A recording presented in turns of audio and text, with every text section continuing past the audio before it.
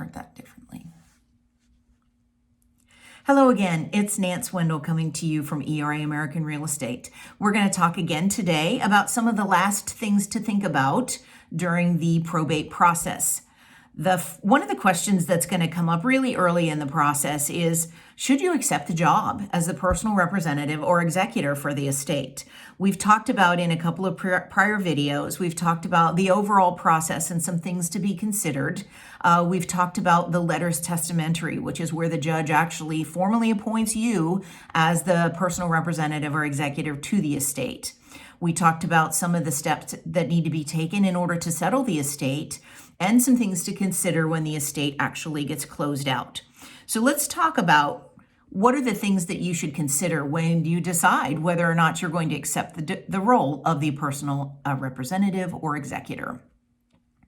The job itself is difficult and time-consuming.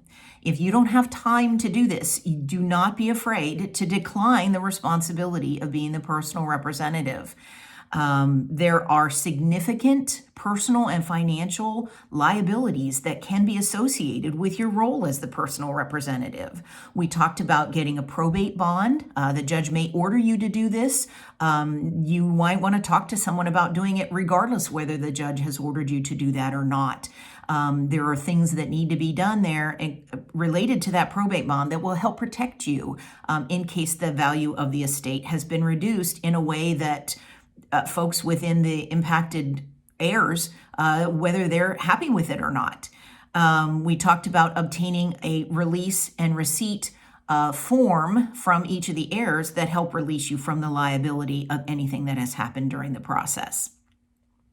Again, if you have heirs that you need to be in consideration of course you do, those folks will be better served, and so will you, if you provide regular and written updates to them along the way so that they can keep in the loop in spite of the fact that they actually don't have any responsibility or authority to make some decisions about the estate's assets. It will, of course, depend on your relationship with those heirs, how all of that goes, but you need to keep in mind that you are a sole authority for having disposition of those assets. So let's wrap up a little bit. If you didn't take the idea of being a personal representative or executor seriously before, maybe when someone asked you to do it initially, I hope that you take it very seriously now, knowing that there are some things involved that you may not have had any idea about. As we go forward this year, I'm going to be spending some more time on this topic as things move along here in Okaloosa, Walton, and Santa Rosa counties.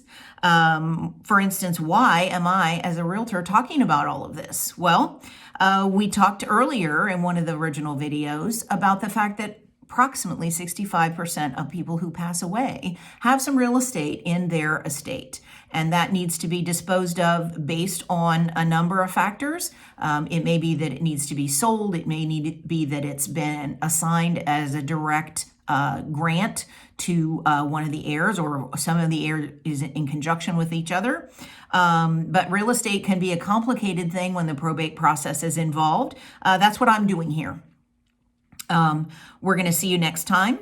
This is Nance Wendel coming to you from sunny Shalimar, Florida, and I want you to reach out to me if you have questions.